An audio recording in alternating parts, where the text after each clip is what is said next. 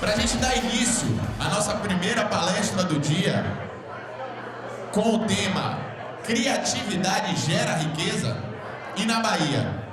Eu tenho aqui ao meu lado, com o aplauso caloroso de vocês, Maurício Magalhães, da Agência Tudo.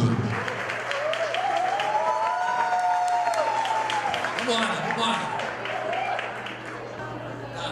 Vambora então, gente, ó, peça um silênciozinho aí. Quem não sentou, senta aí. Eu queria começar pra gente não atrasar o dia. Tem tanta gente bacana hoje, e se a gente não começar no horário, a gente vai desencadear um atraso e vira chato para todo mundo que está querendo assistir, inclusive para os nossos convidados. A turma aí do fundão, vambora? Ó, já não tá, o som tá bom? O som tá bom aí, tá todo mundo ouvindo, né?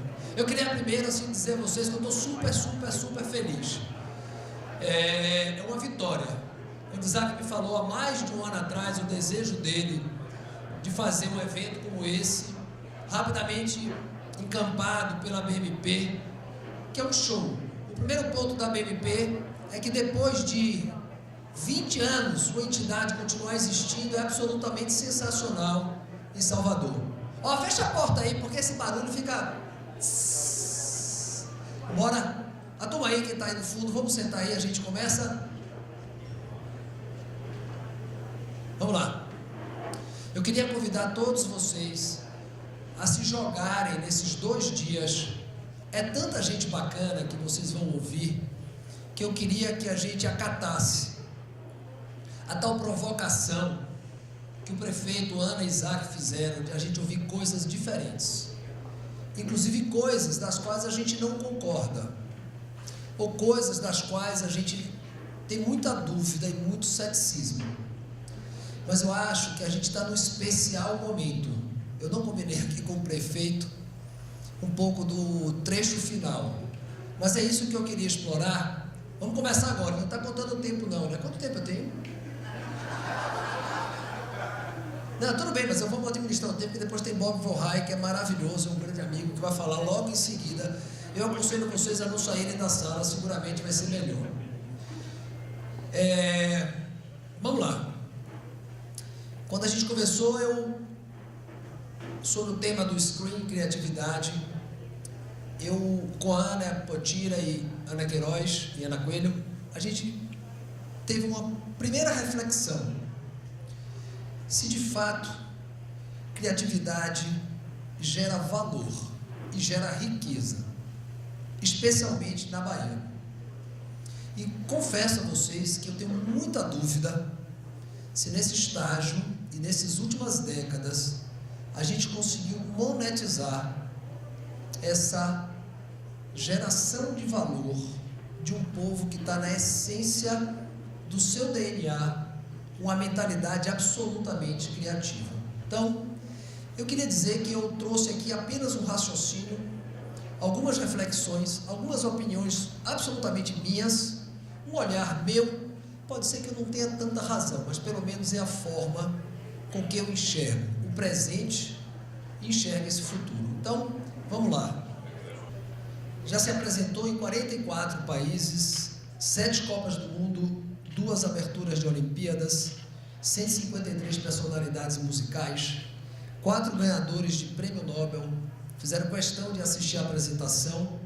Tem uma escola, tem uma fábrica, tem um bando de teatro do qual Wagner Moura, Lázaro Ramos e tantos atores saíram, uma loja, e principalmente teve Paul Simon, que naquela imagem de 700 mil pessoas em 1990 levou o Olodum e foi um fenômeno no mundo, que inspirou Spike Lee, que está agora com um belo filme, fazer filmes e ser um amigo do Olodum, e trazer Michael Jackson, que foram os Beatles do século XXI, em termos de impacto mundial, que veio aqui beber na fonte do Olodum. E o nosso olhar para o Olodum é: lá vem João Jorge, e lá vem o Olodum. E olha, é um dos caras mais respeitados fora do Brasil. A gente devia fazer uma estátua ao Olodum e chamar todos os amigos que vêm de fora para visitar o Olodum, porque Olodum é um dos maiores embaixadores da Bahia nos seus 518 anos de descoberta. É a começo de um olhar que a gente tem. Prazer, eu sou Olodum. Em São Paulo, nesse momento, está tendo uma exposição chamada Afro-Atlântico, que gerou esse livro, do qual esse livro tem um trecho, um capítulo de Clarival, alguma coisa que eu me esqueci, um pensador, que ele fala como a arte negra e parda, no século XVIII e XIX, sob uma estética branca, era não compreendida nas artes plásticas. Será que o Olodum continua confinado nesse olhar?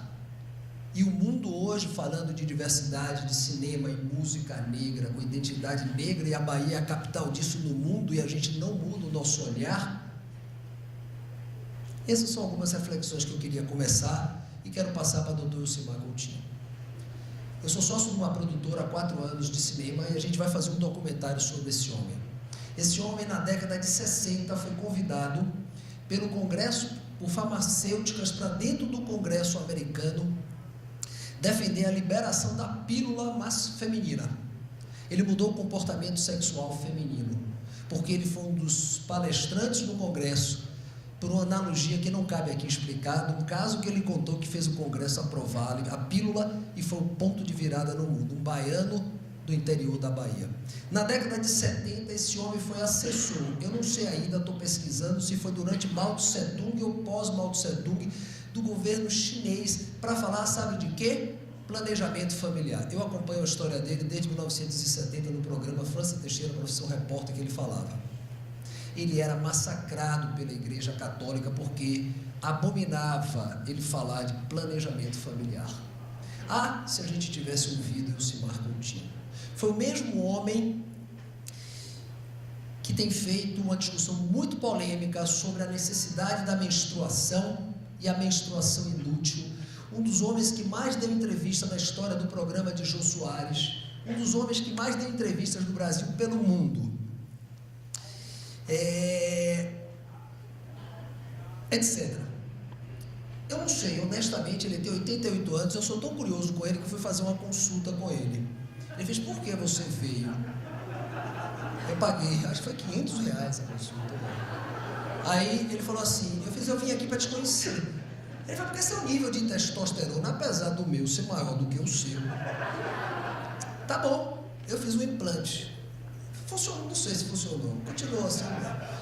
Mas esse homem tem uns sites hospedados na Suécia com milhões e milhões e milhões de views para falar de sexualidade, falar de reprodução humana e falar da longevidade masculina e feminina e fora todas as bandeiras. Ele é polêmico, mas ele segue sempre a sua crença. Ele trabalha segunda e terça em Salvador, quarta e quinta em São Paulo e na sexta, uma em BH, outra no Rio e outra em Brasília, se não me engano. O consultório dele é aqui da fronte. Há 30 anos, um homem de 88 anos que faz atividade física todo dia. Eu não sei, honestamente, eu não sei se tiver algum médico, se esse homem é endeusado nas nossas faculdades de medicina. Eu tenho dúvida. Doutor benemérito, esses cargos que eu acho que ele deveria ser nosso... Ele quase foi indicado para o Prêmio Nobel. Eu quero passar agora para a história de Fernando Peixoto. Há alguns anos atrás, com Marisa Moreira Salles, tem uma empresa maravilhosa. Ela, graças a Nizam lá, ela queria fazer um evento no Brasil chamado Arquifuturo. Tentamos até fazer aqui em Salvador. Com a compreensão de que a arquitetura é uma das identidades mais sofisticadas de país. Não é à toa que Zaha Hadid foi convidada, a indiana que morava em Londres, que morreu recentemente, a fazer o Ninho do Pássaro para Olimpíadas de Pequim, e nós fizemos 12 estádios e não convidamos nem Fernando Peixoto, nem Paulo Mendes da Rocha, nem nenhum arquiteto brasileiro para fazer um estádio. Comoditizamos o que o mundo valoriza. A história desse homem, que foi o primeiro brasileiro a expor na Bienal de Veneza, vocês provavelmente não conhecem ele, mas conhecem a obra dele. A obra dele que mudou a identidade visual e trouxe as cores da Bahia para a sua arquitetura. E depois dele não tem mais seguidores. Eu não conheço um prédio público em Salvador que convidou Fernando Peixoto para fazer, e nenhum monumento.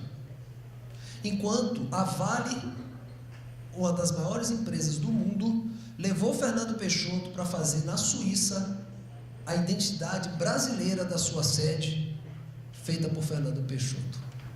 Eu não sei também se nas escolas ou nas escolas de arquitetura esse homem é devidamente respeitado, goste-se ou não goste-se do trabalho dele. Mas é um dos homens mais respeitados pela arquitetura brasileira e um dos expoentes da arquitetura mundial. Alguns cortes aí da obra dele. E aí tem um monte de dados que não cabe aqui. Eu quero chegar até aqui para dizer o seguinte: eu quero pegar a última fala do prefeito. Que modelo a gente tem que fazer para entender que todo dia a gente exporta PIB humano? Eu trouxe aqui um mosaico que eu só me lembrei de conhecidos e amigos que não caberia nessas telas a quantidade de pessoas que eu me lembro que fazem riqueza, geram dinheiro e esse dinheiro não está na nossa cidade sendo distribuído. Ricardo Braga é o primeiro esquerda para cima, mora em Portugal, é um especial publicitário, um pitch. Peri, há 30 anos ele foi embora, ele é um marqueteiro, ele é um músico, ele tem uma produtora de áudio, ele fez essas músicas quase todas do PT são de autoria dele, é um belo publicitário. Como em São Paulo ele é respeitado, assim como o Sérgio Gordilho, o Sérgio Amado. O da cá direita é Felipe Leonardos, é um garoto baiano, que hoje é diretor de planejamento da ONG Via Talento, para não parecer que eu só estou falando de expoentes.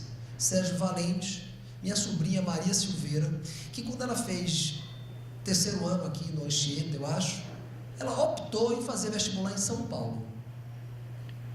E ela está lá, e ela passou de primeira na USP, na ECA. Então, assim, é mentira que São Paulo tem os melhores profissionais ou as melhores pessoas. Ela dá um show. E ela não quis fazer vestibular aqui, porque o olhar de mundo dela, ela enxerga nesse momento que não cabe ela. Por causa do salário, por causa das oportunidades. Ela vai para a Itália agora passar um ano, aplicou para a USP ela foi selecionada para fazer o intercâmbio. Esse outro rapaz, Daniel Cardi, é um garoto daqui de Salvador, maravilhoso. Está lá, Pedro Tourinho, que vocês vão ouvir, Vina Miranda, uma maravilhosa diretora de arte, Mizão, empresário, que empreendeu muito pouco na Bahia, inclusive. Sou sócio aqui da Moria. Tem Jorginho, filho de João Jorge do Olodum, Roberto Azevedo, que é o presidente da Organização Mundial do Comércio, Mari Sá, Kleber Paradela, que eu convido vocês a assistirem, e esse cara aqui, chamado Henrique Perombelli. Vocês não vão conhecer ele, mas ele é um médico que foi fazer residência em São Paulo alguns anos atrás. Aqui, a mulher dele também é médica, eles compraram um apartamento bem suadinho ali, na Pituba, pagando lá a mensalidade. Quando acabou a sua residência, o Sírio fez não, e pagou 3 vezes para ele não sair do Sírio. E esse cara hoje fez uma especialidade na Inglaterra, bem sofisticada, que o Sírio não deixou ele ir embora. Ele já está no seu 3º apartamento, que ele foi comprando, foi melhorando de vida, tem 2 filhos que nasceram em São Paulo, vem aqui passar as férias, mas esse cara é sensacional, e é um talento mais um de tantos que diariamente a gente está perdendo e emigrando. Mas ainda tem muita gente resiliente. Eu quero fazer um convite porque esse homem aqui é um dos caras mais sensacionais do Candial. Eu podia fazer uma palestra sobre ele melhor do que ele mesmo. Eu sei da história dele, eu sou amigo dele. Esse homem aqui do Candial, que quando Caetano Veloso levou ele para a Europa para a primeira vez, ele comeu aqueles queijos com aqueles cheiros, ele falou assim: me lembra a minha infância, fétida do Candial. É um dos homens mais respeitados no mundo. Esse artista plástico, ele é tão compulsivo que que ele já tem quase 2.000 quadros e nunca vendeu nenhum, porque quando ele está ansioso ele pinta. E quando ele tinha 500 quadros, ofereceram 1 milhão de euros por 500 quadros, ele não vendeu, ele deve ter quase 2.000. O trabalho do social, o trabalho dele no Candial é uma das coisas mais sensacionais. Convido todos vocês. Quando eu trouxe Marisa Moreira Salles, que é uma bilionária brasileira, eu não sabia para onde levar ela. Vou levar ela no mercado modelo? Não. Aí liguei para ele não estava aqui, e eu levei ela no Candial. Essa mulher enlouqueceu e ficou de 4 da tarde a 8 da noite, ouvindo as histórias, vendo as fotos do que era, vendo a escola de música, vendo a escola de inglês e a revolução estética que está acontecendo no Candial, feita por esse cara com o dinheiro dele e a mobilização do prestígio dele para trazer mais dinheiro. Ele é um dos maiores arrecadadores de direitos autorais, ele é um mecenas, ele é generoso, diferente de artistas baianos, ele ama a inclusão, ele fica olhando jovens talentosos, para ele ser um instrumento de lançar esses artistas, de uma generosidade diferente de muitos artistas, que deveriam ter um papel social e de mecenas dos novos artistas, porque ele se vê, quando ele era da periferia, vendia picolé na porta do colégio Luiz Viana. Ele é um empresário, ele mantém a história, ele comprou a Fobica, não, a nave a nave lá, Caetanave. Ele é modelo, ele desfila, ele é lindo. Ele é um dos caras que mais fez publicidade nesse Brasil. Ele é um artista completo. Esse homem é um gênio. E mais recentemente está morando em São Paulo. Mantém a casa dele aqui e está morando em São Paulo. É o brau do mundo.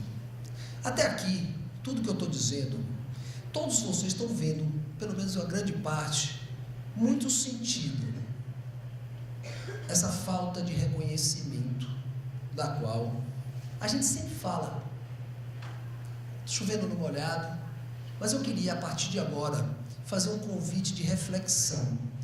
Porque eu queria agora falar das perdas que a gente está tendo, de dinheiro, é de receita, é de lucro, é de riqueza, é de distribuição de riqueza. Todos esses pequenos casos, grandiosos e poucos casos que eu contei aqui, multiplique isso por inúmeras vezes e só façam as contas. As contas de um dinheiro que não está circulando, que não está sendo distribuído decentemente nos níveis de pobreza que o país tem, que nós temos, e que o nosso olhar sobre nós mesmos é o que nos empobrece. Não tinha ouvido falar do que o prefeito falou aqui, da Volta 360? Eu vou estudar, eu quero investir, mas não adianta ter hardware, tem que ter softwares inteligentes e rodando, e a gente tem que gostar de dinheiro. Então aqui, a frase clássica de todo dia que a gente está falando aqui, James Carville, não sei como pronuncia, que é o marqueteiro de Clinton, que ninguém entendeu porque Clinton ganhou de George Bush pai, que era o atual presidente. A economia americana estava uma catástrofe e ele disse: a economia estúpido. Então o que eu estou aqui dizendo para todos nós, me incluindo, estamos falando de economia, nós. É isso que é o ponto de reflexão e um ponto de virada. A gente não gosta de ídolos. Nós não nos valorizamos. Como João Jorge é tratado como João Jorge. Lá vem João e o cara que hoje transforma o mundo. Eu podia me aprofundar em inúmeros dados sobre isso. Tem feito trabalhos muito grandes, tem grupos em São Paulo e Rio, criando índices para mapear o impacto da indústria criativa em relação a dinheiro. Esse primeiro quadro são as participações nas economias da indústria criativa. Eu não sei se a gente está muito na informalidade, mas não foi mapeado entre os 5 primeiras cidades ou estados do Brasil com o impacto econômico, que a gente sabe que isso vale muito. E especialmente por um dado, essa palestra vai estar disponibilizada, quem quiser se aprofunda nesses dados, mas especialmente, porque não é o pagamento do salário. Essa indústria paga mais, porque talento vale dinheiro. Se Mark Zuckerberg tivesse nascido em Salvador ou no Brasil, o Facebook não existiria. E muito menos Steve Jobs. Eu só estou dando 2 ícones, mas podia dar pequenos ícones. Porque o nosso modelo não favorece a inteligência criativa e o respeito que ela tem que ter. Porém, é isso que vale para o mundo. E a gente precisa fazer um ponto de reflexão em relação à criatividade e geração de valor. E começa por respeito aos ídolos. Endeusar quem já fez. E não quem tem um discurso momentâneo bonito dentro desse processo.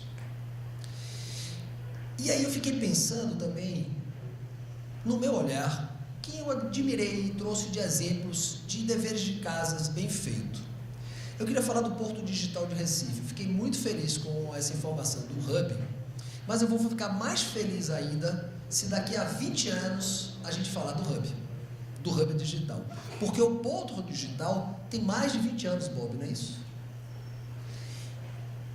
Deve ter chegado, eu vou dizer, a 1 bilhão de geração de startups e milhares de qualificações de emprego. Sabe onde aconteceu isso? Na cidade do Recife. Tem um monte de dados, muitas empresas, muitas startups, só que tem 20 e poucos anos. Não é uma cidade que começou agora, na onda desse movimento, que tem que pegar e o Hub está certo. Mas nosso Hub só será reconhecido daqui a 20 anos e com geração de resultado. Agora é apenas o lançamento. Para a gente não ter o orgasmo precoce. Como é que chama aquele negócio antes de ser orgasmo? Ejaculação precoce. A gente tem que agora gerar bebê. E para gerar bebê, você tem que ter a ejaculação correta. Porque fecunda. Nasce e cuide. E aí a gente vai saber que se com 18 anos, quem o nosso Hub fecundou, eu convido vocês a infernizarem a vida da prefeitura para fazer application das suas ideias para entrar nesse Hub.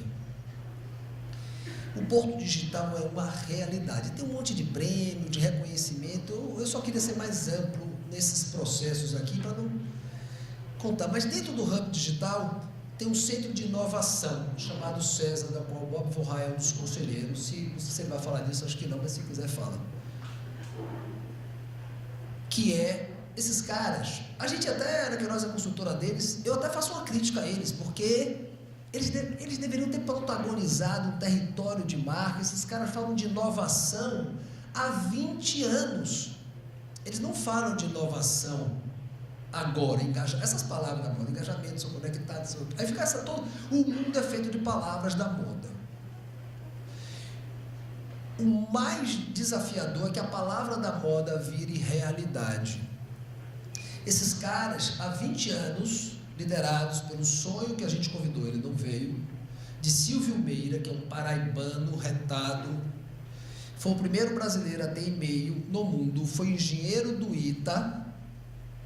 Esse cara é um pensador de futuro, dos melhores. Aconselho no próximo a gente lutar muito para trazer ele, porque esse cara foi quem criou com um grupo de pessoas esse centro de inovação chamado César, que tem lá também números muito expressivos e um painel de clientes atuais e passados, que só estamos falando de empresas gigantescas. Inclusive eles me contaram empresas que eu não posso citar, porque eles têm acordos de confidencialidade, que grandes empresas de tecnologia do mundo têm salas fechadas e trancadas com garotos programadores confidencialmente produzindo para o mundo, isso acontecendo em Recife. É consistente, não é fanfarrice marqueteira. Esse caso de Barcelona que eu gosto e reforça um pouco essa ideia. Eu, quando fui presidente aqui de um negócio chamado Cluster de Entretenimento, Turismo e Cultura, na década de 70, Barcelona era uma cidade degradada. Eu vou contar a história também, mas a BMP de lá, junto com a Frecomércio, a FIEB, a Prefeitura, esses caras fizeram um plano de 30 anos. Esses caras emplacaram umas Olimpíadas, uma feira de culturas mundial. O Barcelona é fruto disso. Gaudí e todos os artistas que fazem parte desse time. A década de 70 de Barcelona era que nem Salvador há 30 anos atrás. Degradada, pobre e porca. E Barcelona hoje é o que todo mundo sabe que é. O que é que eu quero evidenciar com isso? Ela não ficou imune a prefeitos malucos. Ela não ficou imune a prefeitos salvadores de pátria. A força da cidade foi superior ao seu próprio governante. Isso é um convite para cada um exercer o seu papel. Ah, prefeito, governador, não, é você. Eu vejo isso em São Paulo. Defronte da minha garagem em São Paulo, um prefeito anterior, 3 ou 4 mandatos atrás, fez um buraco. Porque chove muito, era uma forma de ecoar água. Aí um dia eu estava chegando em casa, a Joana, minha filha, falou: meu pai é Freitas é um atendente da padaria, um senhor, plantando aí. Então, vou falar com o Freitas. Freitas, o que você está fazendo aí? Estou plantando. Meu pai, a gente tem que ajudar Freitas. Todo mês a gente tem que dar R$100 a Freitas. A gente falou com o prédio, a gente dava adubo, água, todo mundo deu. Na frente da minha garagem tem uma floresta. E não foi a Secretaria de Verde que fez, foi Freitas. Prefeito e o funcionário público em São Paulo é servidor público. A gente tem que exigir e façamos a nossa parte também. A moda em São Paulo agora, aniversário de filho, é fazer em praça pública. Você só precisa avisar na sua subprefeitura, você tem que limpar tudo. Todo sábado e domingo as praças são repletas de piquenique, de crianças e velhos fazendo celebrações. A ocupação do espaço público é um dever de todos nós. E nesse raciocínio, eu não sei o que está acontecendo com essa cidade. Nelson Cadena, o RIP, pode explicar depois. Particularmente, levanta, cadê ele? É um dos caras mais legais dessa Bahia. Ele é colombiano. Posso assim, eu vou dar um minuto. Ele fugiu da casa dele, foi pela Amazônia, ele morou numa comunidade no Pará. Ele tem 65 anos, eu li tudo isso no livro dele. Ele tinha um momento que ele só tinha uma roupa que ele lavava de noite, dormia nu e acordava de dia e se vestia no Pará. Depois ele foi para Paraíba. Quando chegou na Paraíba, em João Pessoa, um delegado que a filha tinha sido pega, uns amassos com o hippie. Ele tomou o hippie, quando viu o Nelson Cadena com a barba desse tamanho, na época ele tinha cabelo, mandou ele correr. Em 24 horas ele teve que fugir, foi parar na Bahia, nunca mais saiu. E é um dos maiores conhecedores da propaganda brasileira do Brasil.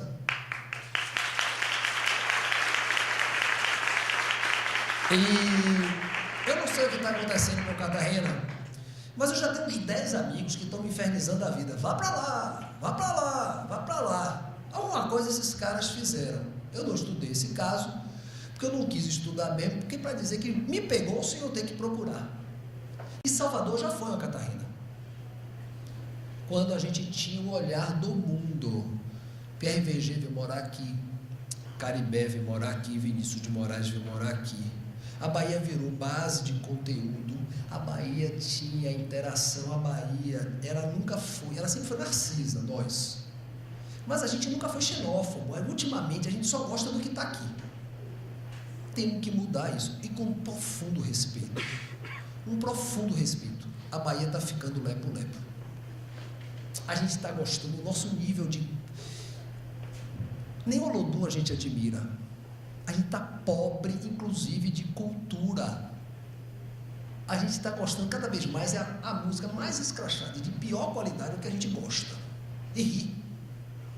Ri pontualmente, mas a gente devia se preocupar. A gente está perdendo a poesia, a literatura. a pintura, a fotografia, o cinema, porque todo mundo está com uma preocupação e um olhar do qual a gente é absolutamente sensacional, em vantagem competitiva com outras cidades do mundo. O mundo não é mais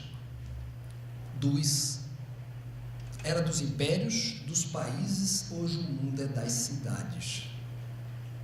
É onde a gente mora. A gente tem que ocupar as ruas para acabar a violência. Ao contrário, minha mãe mora na Graça, não vai de celular ali na Delicia. Mas como eu não vou? Aqui a gente, para ir um quarteirão, vai de carro. Não, a gente tem que andar, que aí a gente coíbe, a gente ocupa essa cidade. São esses pressupostos que não adianta a gente ter hubs se a gente não muda a nossa chave. Aqui tem que ter associação de bairro poderosa, associações poderosas, enfim.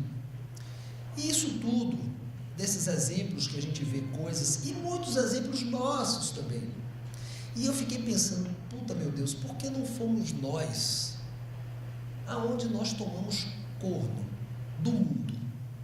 E aí eu fiquei pensando, no Tennessee tem uma das melhores escolas de músicas do mundo. Tem um garoto da Bahia, Fernando Carvalho Luz, o avô dele, o sobrenome dele é americano, porque o pai dele é americano. Ele estudou nessa escola. Essa escola, ela tem cursos de business, de música, de regência, de empresariado. E por que a Unifax, a Unijorge, a Católica, a Federal, fica tudo copiando modelos e replicando e vira um negócio pobre?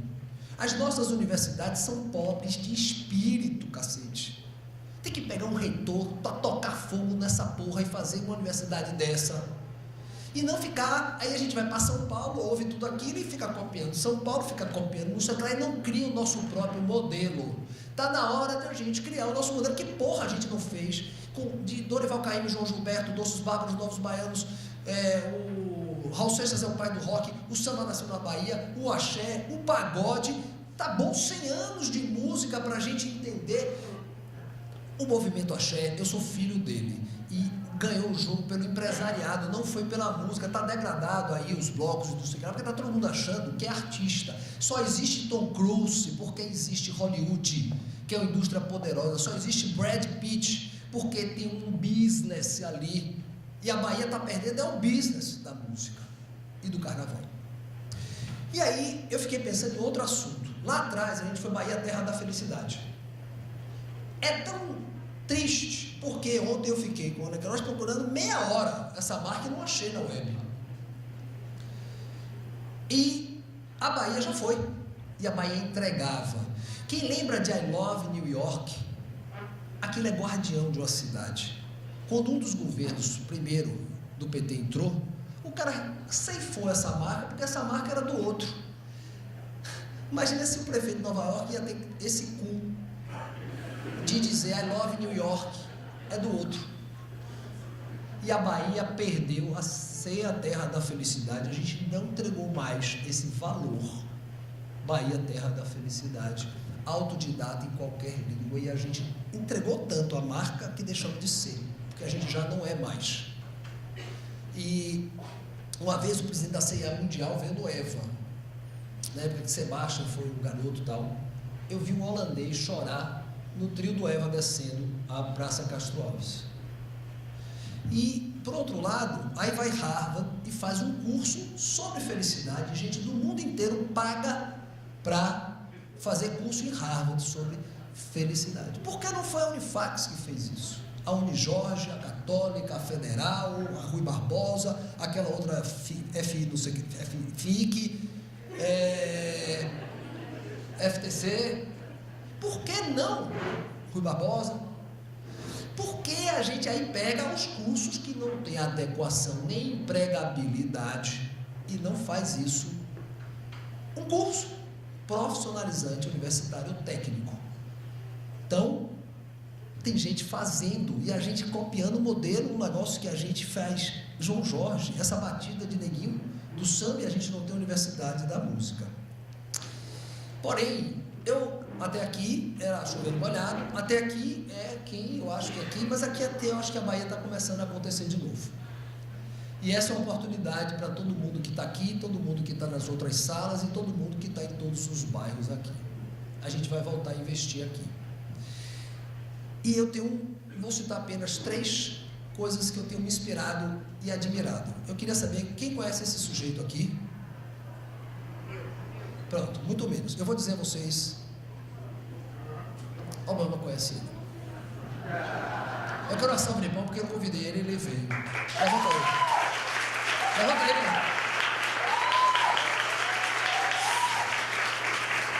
O nome dele é Paulo Rogério. Eu conheci ele há 2 ou 3 anos atrás, com a turma lá, ativista de empreendedorismo social em São Paulo. Ele morou nos Estados Unidos, ele morou na antiga Iugoslávia, na Croácia, Sérvia. Não sei por que você morou lá, se quiser você conta mais em sua palestra. Ele fala inglês fluente. Eu vi um vídeo dele falando com a primeira-dama, a Michelle, meu ex-presidente, e pau! Falando sobre o Vale do Dendê, que se propõe e já e começando os trabalhos em criatividade e inovação, e nasceu inspirado no Vale do Silício, iniciou em abril de 2018, tem 10 startups, a maior parte de diversidade étnica, jovens da periferia que têm sonhos de negócios que precisam ser apoiados. Ele está incubando para que isso se materialize em riqueza, dinheiro. Então, etc. Procure saber sobre Paulo Rogério. E Ricardo Castro, esse cara, foi meu contemporâneo de Marista, nunca conheci ele direito, porque ele era 2 ou 3 anos mais jovem do que eu. Eu sempre soube dele, que ele foi morar na Suíça, ele virou um maravilhoso, especial pianista. Estudou em Conquista, esse cara foi para a Suíça, ganhou prêmio, fez um monte de coisa. Ele podia seguir lá, mas em 2007 ele veio e criou a Anel Gibá. Com jovens do bairro da Paz, ele tem, através da música, núcleos de transformações. Essa foto que vocês estão vendo é na Filarmônica de Paris, onde eles foram ovacionados recentemente. O nome dele é Ricardo Castro. Nem conheço ele pessoalmente, tá? Esse cara é sensacional e é a Bahia lá, com jovens transformando, etc. Eu vou conhecer ele hoje, que eu vou assistir ele hoje, não tive o prazer de conhecer ele pessoalmente. Falei ontem, esse é Antônio Mazafera, que é o dono desse hotel e de alguns imóveis aqui na região. Eu só queria entender a lógica dele. O que fez ele comprar e fazer esse hotel?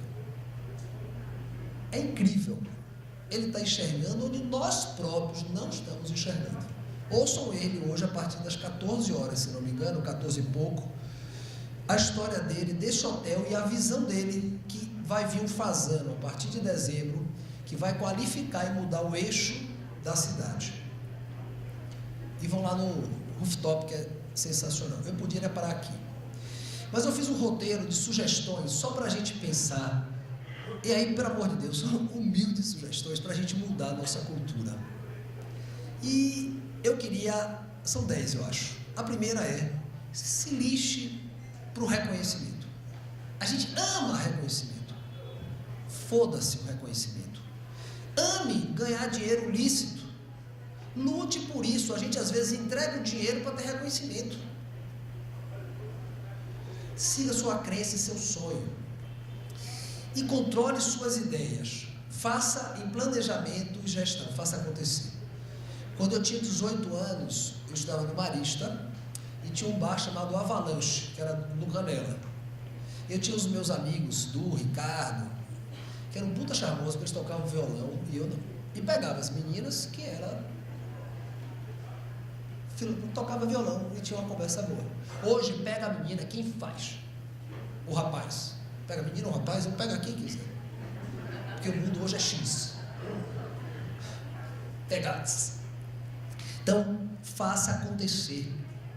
Porque a gente ama, aí a gente quando dá uma ideia, parece que a gente virou um gênio em si próprio e não viabiliza. Ideia e nada é a mesma coisa se não virar realidade. Então, controle suas ideias, garimpe as suas ideias e foque. O problema das empresas brasileiras na competitividade não está em bons projetos, está na disciplina. A gente ama fazer SWOT, MVV, discutir semânticas de palavras, aí o day 1, 2, 3, a gente já dispersou, não disperse. 4, pense nacional, pense global e tem um quê de pensamento. Olha, a coisa mais importante da minha palestra toda, são poucas, uma é Paulo Rogério, a outra é essa aqui. Não existe um baiano que você diga assim, pô Maurício, eu queria uma opinião sua, tirando Ana Coelho e Potira, estou falando sério. Você também, que você vai dizer assim, Maurício, eu queria uma opinião, aí você dá. Pô, eu já tinha pensado nisso, isso eu já fiz. Tu vai tomar no meio do seu cu.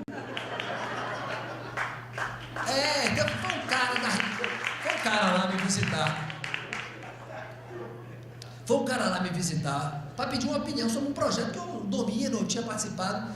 Aí, pô, velho, você está andando aqui, minha opinião, eu estou distante, mas eu acho tudo que eu dizia, o cara pau. Aí tiveram, velho, bora fazer o seguinte, vamos acabar aqui nossa reunião. Porque eu já sei o que você veio fazer aqui. Você veio me engarbelar, fingindo que quer me ouvir. No fundo, você quer que eu apresente um projeto para o Itaú, que é meu cliente, para poder você levar. No fim, você quer o cheque, você não quer ideia porra nenhuma. A gente cara, o maior índice de mediocridade da Bahia é medido por esse ponto 5. Pode ver. Isso eu já sei, isso eu já fiz. As pessoas não respeitam as ideias. Pensem isso com profundidade. 6. Eu sugiro que todo mundo seja resiliente que nem Brown e global que nem João Jorge. João Jorge está aí? Não, né? Disse que vinha, acho que não veio não. Porque, porra, os caras estão vivos. É que nem a BMP, 20 anos. João Jorge vai fazer 40. O Eva, vamos fazer 40 anos do Bloco Eva. Não, do Grupo Eva. 8. Só invista na Bahia se for para ganhar dinheiro. Se não, ajude Irmã Dulce. Não ajude seu amigo rico. Não ajude com que você ajude Irmã Dulce. Aliás, eu me esqueci. No ano passado, minha mulher trabalha com lei de incentivo. Ela me disse o seguinte: eu peço a todo mundo aqui, no final do ano, que no imposto de renda, você só vai antecipar o pagamento, pega uma parte, depois eu vou botar no site do Screen, para pagar seu imposto para a Irmã Dulce. É uma das coisas mais legais que essa Bahia tem. É o Sírio dos pobres. É o Einstein dos pobres. Eu já fui lá, é uma dignidade, é um milagre, da qual Irmã Dulce, Maria Rita, que está aqui, tornou realidade. Cadê ela? Ela fez um jantar agora, faturou 200, quase 300 mil. No ano que vem o jantar a gente vai faturar 1 milhão.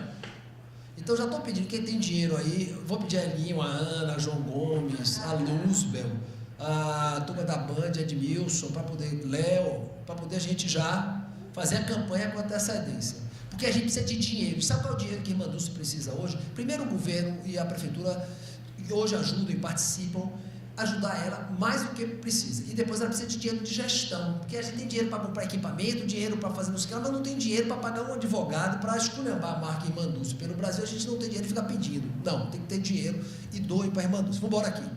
Foi só um merchan. Agora aqui é o terceiro ponto mais importante. É um teste. Se daqui a 1 ano a gente fizer isso individualmente, você mudou e vai mudar a Bahia. Se proíba de pedir ingresso e abadá.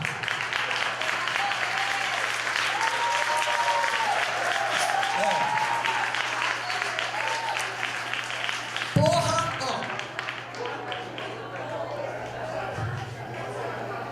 é o seguinte. Eu tenho uma empregada de São Paulo, falta 10 minutos, chamada Zefinha. Zefinha, ela é de João Alfredo, Pernambuco. O marido dela é Manuel, que é zelador do prédio onde minha mulher morou quando ela era solteira. Zefinha vai 3 vezes por ano no João Alfredo. Zefinha tem uma casa e Zefinha vai pro show. Zefinha paga. Sabe por quê? Em São Paulo, pagar é um valor na Bahia, não pagar também é um valor.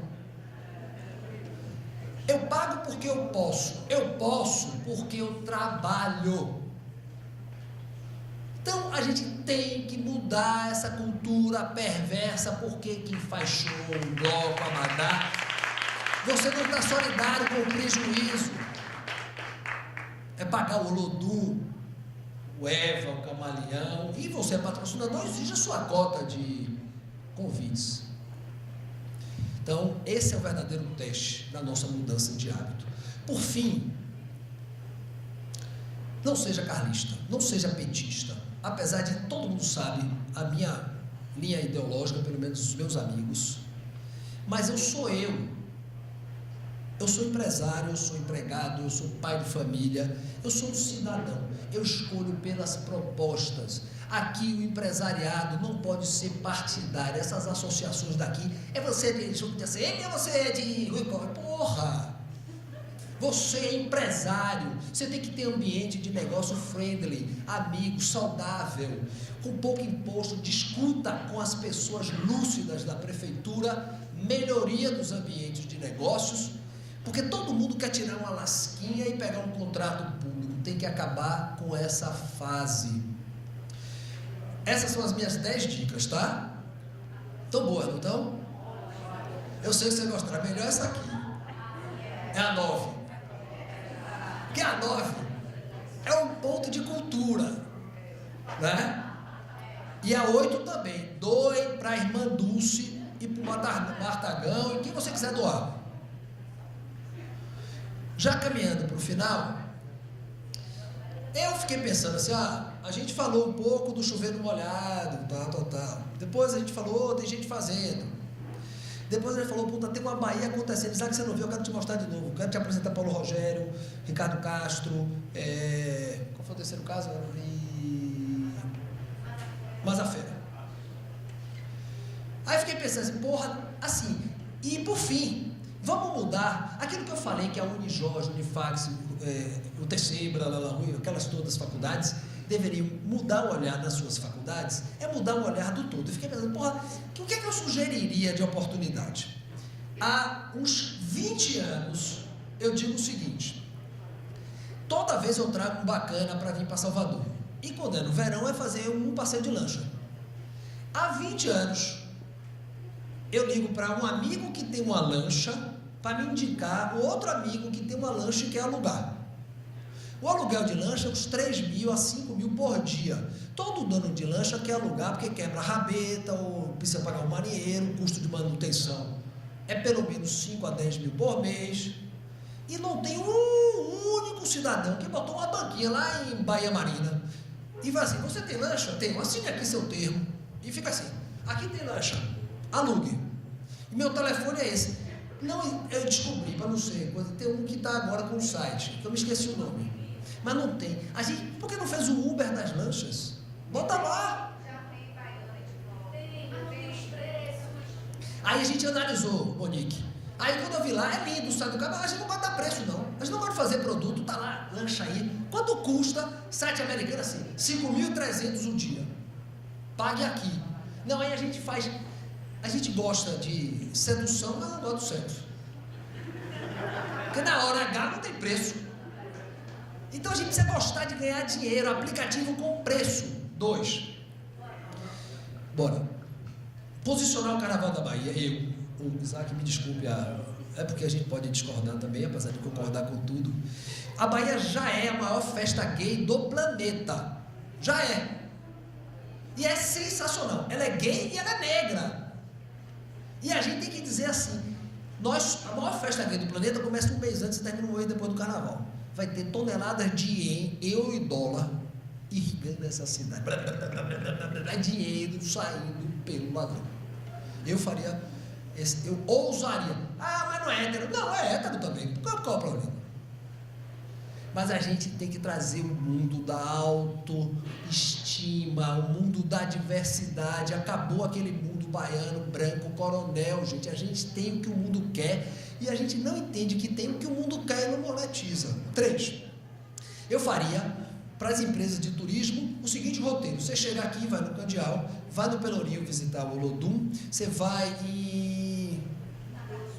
na casa de Jorge Amado, você vai no Curuzu da Liberdade, na Senzala, vai marcar uma visita com Paulo Rogério e você vai ver as esculturas de Mestre Didi. Isso vale uns 2.000 para gente muito rica. Moema, filha de Maria daí, ela só recebe gente muito rica francesa para ver balé em Praia do Forte. Peguem ricos afrodescendentes e façam esse roteiro. Quero ver se não vai ter dinheiro. Muito. Eu sugeriria a gente pensar junto, Paulo Rogério, João Jorge, junto com Isaac, chamar Spike Lee, fazer o maior festival afrodescendente do mundo a cada 2 anos na Bahia. Eu lutarei muito para ser o SXSW do Hemisfério Sul, esse Scream. Começamos com o pé direito. Temos tudo para isso. Sabe por quê? Porque a gente tem legitimidade. O festival de verão, ele tinha uma legitimidade. Porque a gente não era um festival de rock, hip hop, música, carnaval. A gente era Dorival Caymmi, João Gilberto, celebrava a música. A festa da música brasileira só poderia acontecer na Bahia. O Scream, para ser o SXSW do Hemisfério Sul, a vantagem competitiva está na gente. E só controlar, como a gente está trazendo pessoas maravilhosas. Se fosse a Bahia, contratava um head, não sei nem se existe isso, tá? Um headhunter de empreendedores e ficar buscando um monte de mazafera pelo mundo. Aí escolhe e leva mazafera. Caladão, porque ele é mineiro. Todo mineiro tem 4 olhos, vários ouvidos e meia boca. Nó. Eu fui falar com ele ontem, eu falava. Então, você está me ouvindo? Ele fez, tô. Mas que porra, o cara fez isso aqui, tudo é sensacional. Então, buscava um monte deles. Eu queria sugerir a Ana, a Isaac, a Paulo Rogério, a André Silveira, a turma fazer um grupo multidisciplinar da iniciativa privada, terceiro setor, universidades, empresários do entretenimento e turismo, empreendedores culturais, associações do comércio, para construir e executar um projeto nos próximos 20 anos, aproveitar esse hub que foi lançado aqui, botar energia, mas não é ficar pedindo dinheiro à prefeitura, não, é a gente empreender e fazer gerar dinheiro.